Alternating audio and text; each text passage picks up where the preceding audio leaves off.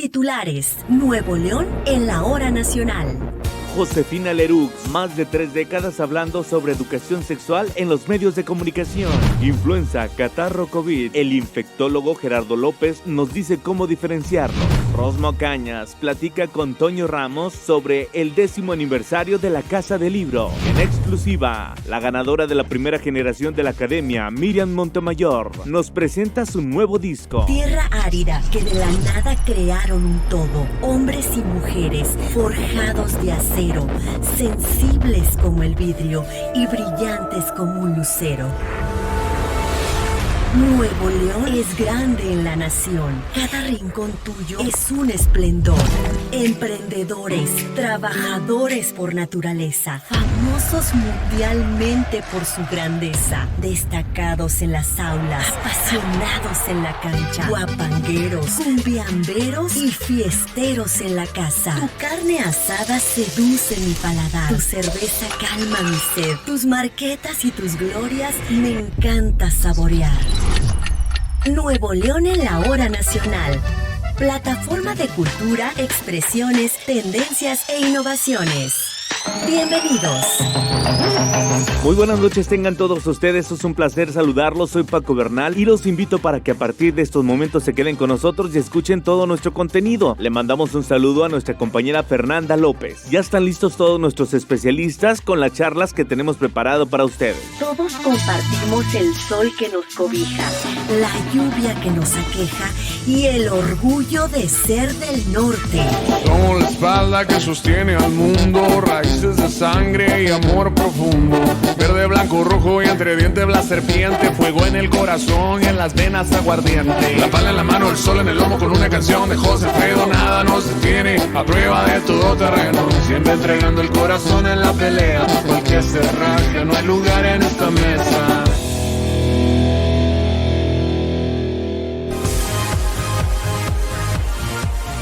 En esta noche saludamos a la maestra Josefina Lerux. Usted ya la conoce, la ha leído durante muchísimo tiempo en un periódico de la localidad. Por cierto, sus temas han sido algo polémicos porque habla de lo que muchos no se atrevían a hablar. Toca temas de los que muchos no les gustaba pues ni leer ni escuchar porque quizá no nos convenía. Y bueno, pues ha tratado temas de sexualidad porque pues esa precisamente es su especialidad. ¿Cómo está, maestra? Bienvenida a Nuevo León en la hora nacional. Muchas gracias por la invitación, encantada, Paco, de estar contigo y con la audiencia. Y bueno, pues hablar acerca de sexualidad, ¿desde qué momento se le vino a la mente que esto podía impactar a la gente? Cuando estudié psicología, yo soy de la Ciudad de México y esto va a explicar algunas de las preguntas que tengas que hacerme. Me llamó la atención que el tema de la sexualidad era tabú completamente en la carrera de psicología y casi no se mencionaba. Alguna maestra un poquito más liberal hablaba un poquito del tema, pero no había ninguna materia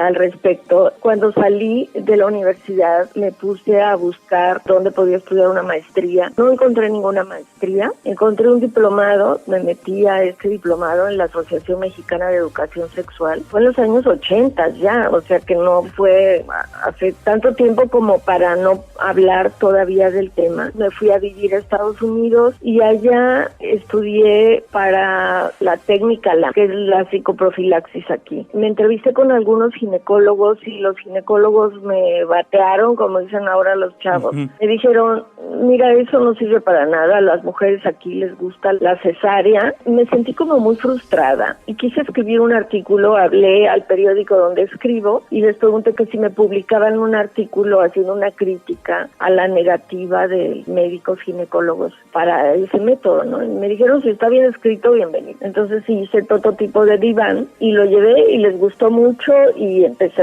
con un día a la semana, luego 2 días a la semana, luego 3 días a la semana, luego un día se me ocurrió hacer un editorial y lo propuse y les gustó y me lo publicaron y entonces escribo 3 veces a la semana mi columna diván y una vez cada 15 días un editorial. ¿Cuál es la diferencia de lo que se solicitaba de información a lo que se vive actualmente, Josefina? Una diferencia abismal del uso de las palabras. Tengo una anécdota buenísima de la persona que recibía las llamadas entonces, que era una señora mayor. En una ocasión me dijo toda avergonzada que había colgado el teléfono que porque había hablado un señor a decirle que tenía un problema y que lo quería comunicar a Iván, y le pregunté cuál era el problema y me dice, pues es que me dijo que no se le paraba. Bueno, la señora asustadísima. Ahora los hombres usan falta de erección, disfunción eréctil, usan otro vocabulario totalmente diferente para referirse a la problemática. Los hombres no escribían gran cosa, eran más bien las mujeres hablando de temas de niños o de familias,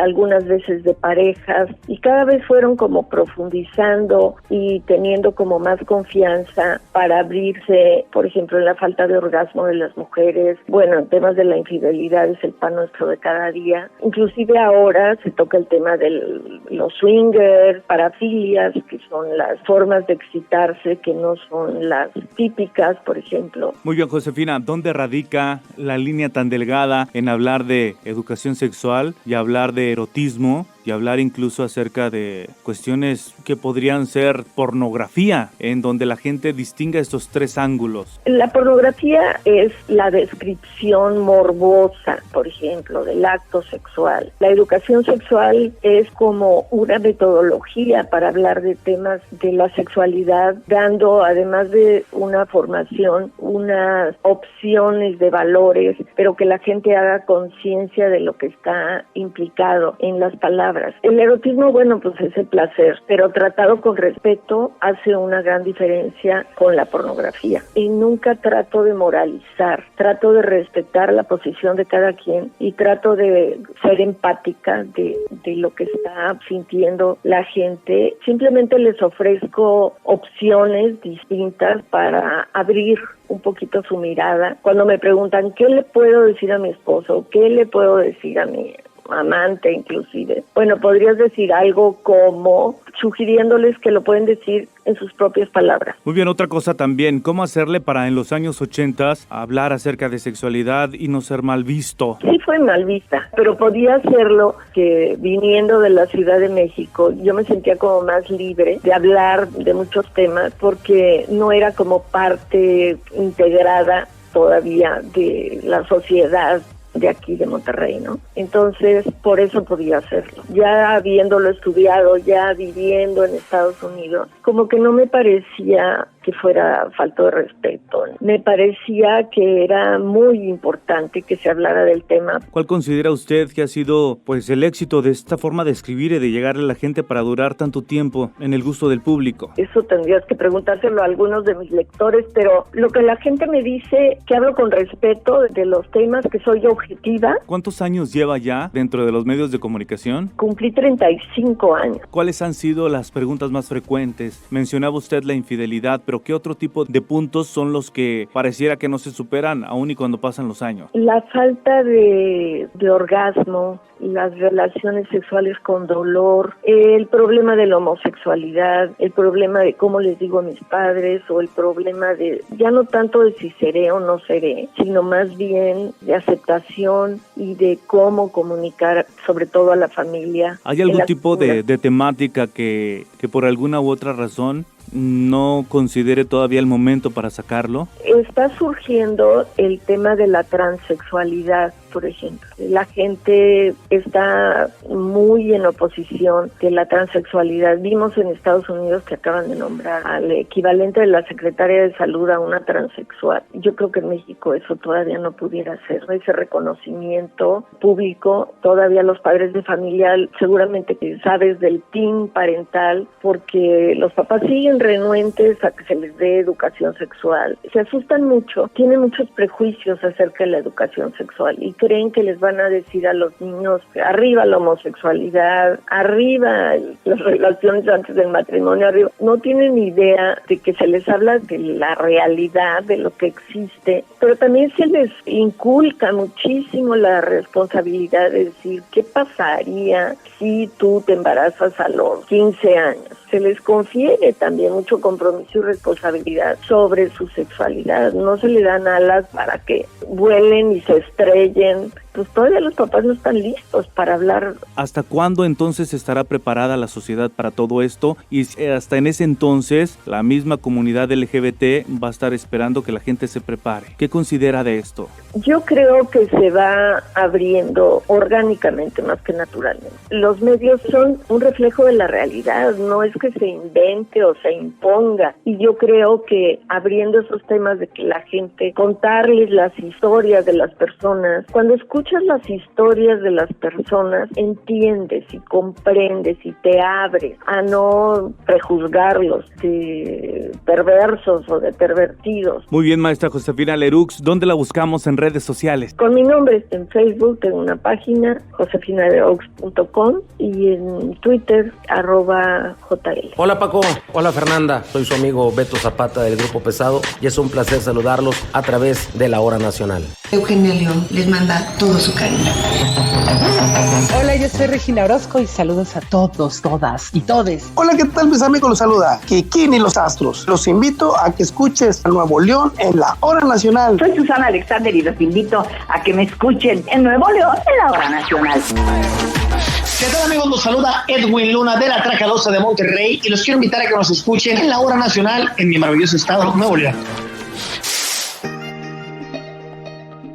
Saludamos en estos momentos al doctor Gerardo López, alergólogo e infectólogo pediatra, director general de Asistencia Pediátrica Integral, socio titular de Academia Mexicana de Pediatría, a quien le damos la más cordial de las bienvenidas. Muy buenas noches, doctor, ¿cómo se encuentra? Muy bien, muchas gracias por la invitación, a sus órdenes. Bueno, sabemos que en esta temporada ha sido un revuelo y yo creo que también mucha confusión, aparte de la incertidumbre que se vive por la pandemia de COVID-19, pero se junta la influenza, se junta el mal clima y estos tres factores, que es influenza, catarros y COVID, vienen a traer muy inquieta a la gente más de lo que ya estaba. Realmente es una situación donde la confusión del médico cuando una persona presenta afectación en las vías respiratorias es muy grande. Las infecciones respiratorias en este momento invernal son muy altas de manera normal y esto se debe a que proliferan los virus respiratorios, que son múltiples los que ocasionan catarro común, pero también se conjunta la exacerbación de síntomas en muchos pacientes de alergia. También aquellos que tienen síntomas de rinitis alérgica pueden aumentar sus síntomas aunado al clima y aunado a los procesos infecciosos virales. De tal manera que se juntan estas dos situaciones. Es más complejo cuando existe infección por influenza en aquellas personas que no recibieron vacuna un año antes, que esto es muy importante porque hay un alto porcentaje de la población que no se quiere vacunar contra la influenza, que es algo que podemos prevenir a cada año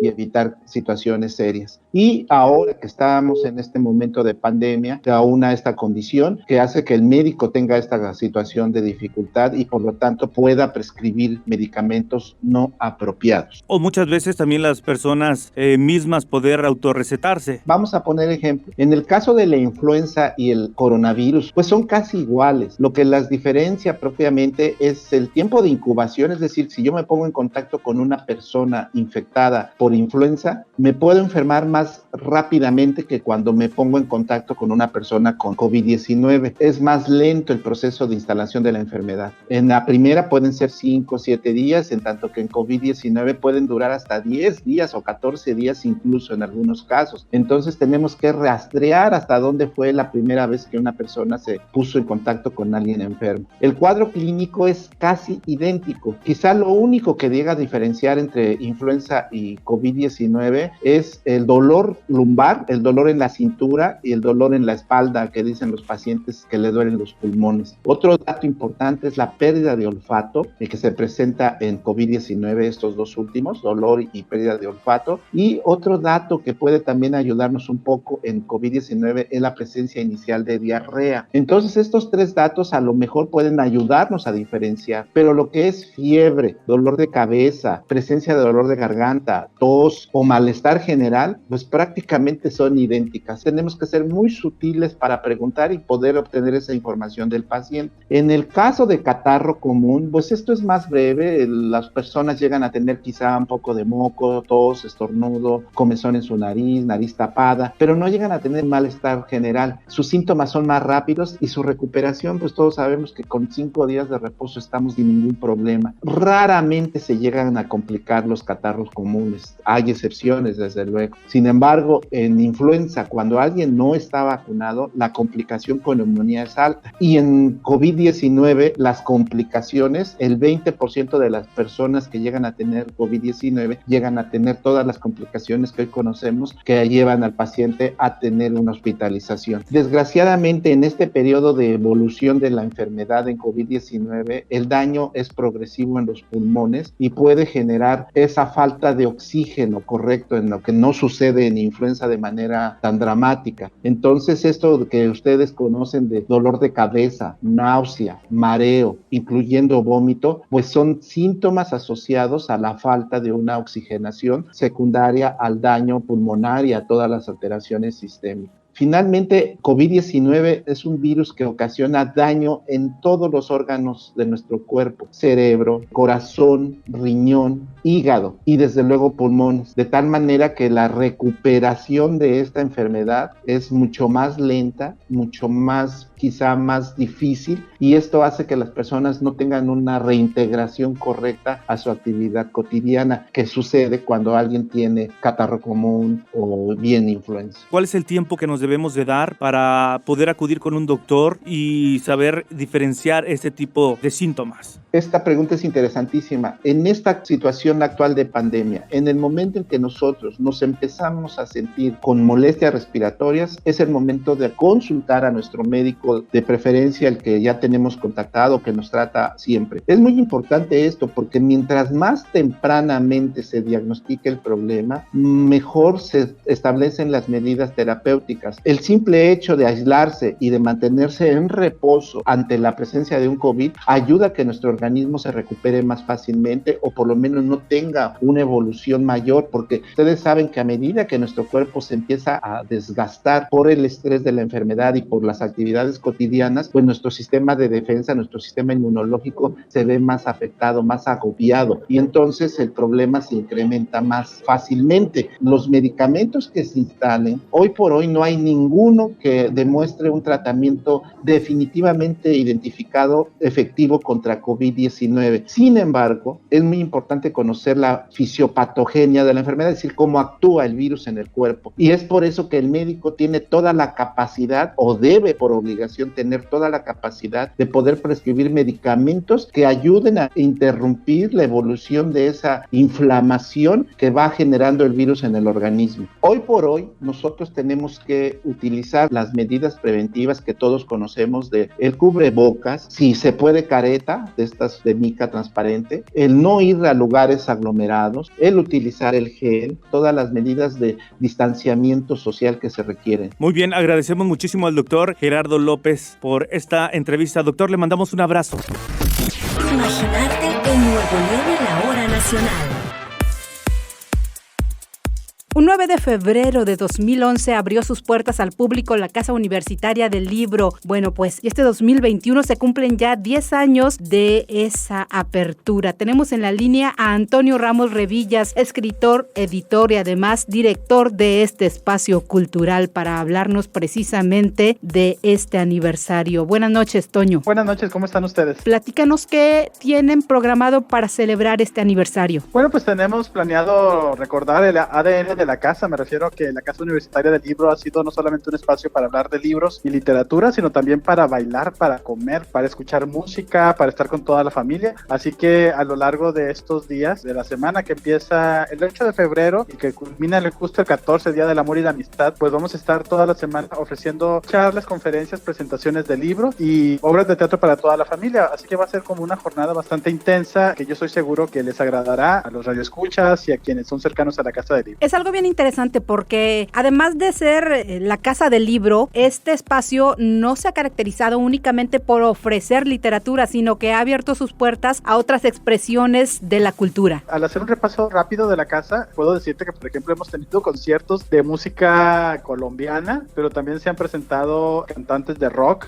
a presentar sus libros, e incluso en una ocasión tuvimos una ceremonia al sol a partir de nuestras culturas originarias. La verdad es que la casa es un crisol de lecturas, no solamente solamente en la lectura del texto, sino en la lectura de la comunidad, de la música, de la gente. La hemos pasado muy bien y yo creo que la gente, cuando tenemos algún evento y que llega y puede estar en un concierto, comprar libros con descuento y además comer algo, porque siempre aderezamos estos eventos especiales con comida, ya sea tamales o ya sea pan de muerto, ya sea rosca de reyes, salen con una versión en la cual la literatura pues no es esta cosa elitista, sino es algo cercano, familiar, que nos habita. Algo que me encanta de este espacio es justamente el contexto arquitectónico que tiene la Casa Universitaria del Libro, porque tiene su historia, tiene más de un siglo de historia esta arquitectura. Es un matrimonio el que originalmente adquirió la propiedad. Un matrimonio que la mandó a edificar con un estilo que se le conoce como Reina Ana y que es muy característico porque suelen tener techos de 2 aguas y torreones, además de pórticos muy bonitos, y fue durante mucho tiempo la única casa de su estilo y después hubo algunas más posteriormente, pero esta es como tradicional. Fíjate que uno de los eventos que vamos a tener justo la historia de Don Refugio Martínez, a la cual tuvimos acceso vía la familia, y vienen en este libro, en la última sección, muchas partes de las cosas que hacían en la casa, este entorno familiar que tuvo siempre y que ahora como Casa Universitaria del Libro también hemos recuperado, pues en sus jardines, en sus pórticos, en estos espacios para estar con toda la familia, así que es una casa que mantiene ese estilo, es una casa para toda la familia. Refugio Martínez era el dueño original de la casa, ¿está abordado en un libro? Es uno de los eventos que tendremos de aniversario, es la vida y la obra de Don Refugio, que es muy importante porque él fue comerciante durante la época más complicada de Monterrey, que fue durante la Revolución Mexicana. Gracias a personas como él fue que la ciudad no se quedó sin comida, por ejemplo, porque organizaban caravanas y organizaban trenes desde los puertos de Tampico y de Matamoros para poder traer cosas para comercializarlo aquí en la ciudad, aunque había ejércitos peleando a un lado de las vías de los trenes, ellos pudieron hacerlo. Este libro pues marcará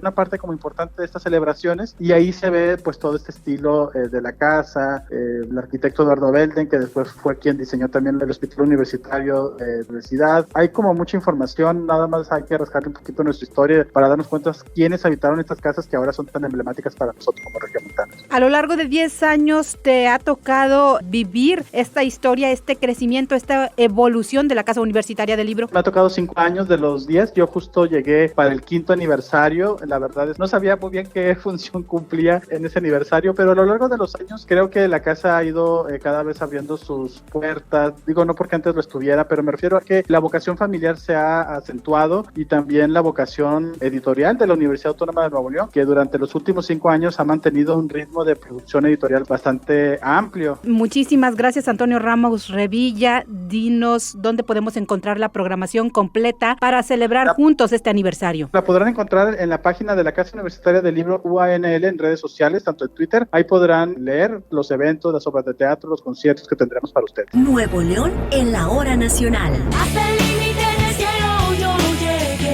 Amigos de Nuevo León en la hora nacional, me da muchísimo gusto saludar en estos momentos a Miriam Montemayor. Miriam, ¿cómo estás? Un placer que te encuentres con nosotros. Muy contenta de estar aquí en la hora nacional. Platícanos, ¿cuántos años hace de tu participación en la academia? Bueno, pues están celebrando 18 años de ese primer encuentro que tuve con la música y bueno, pues feliz celebrándolo, haciendo lo que más me gusta hacer, que es cantar y compartiendo con toda la gente pues muchas cosas nuevas que vienen en la música. A lo largo de estos 18 años, ¿qué han sido para ti dentro de tu carrera artística? Han sido 18 años de mucho trabajo, de mucho aprendizaje, de constancia, de resistencia, pero sobre todo, bueno, pues son 18 años de muchas satisfacciones, de muchas bendiciones que he tenido tanto arriba del escenario como abajo del escenario, con el apoyo y el cariño de la gente. Eso es algo maravilloso. ¿Cuántos discos a la fecha? Tengo 8 discos de estudio,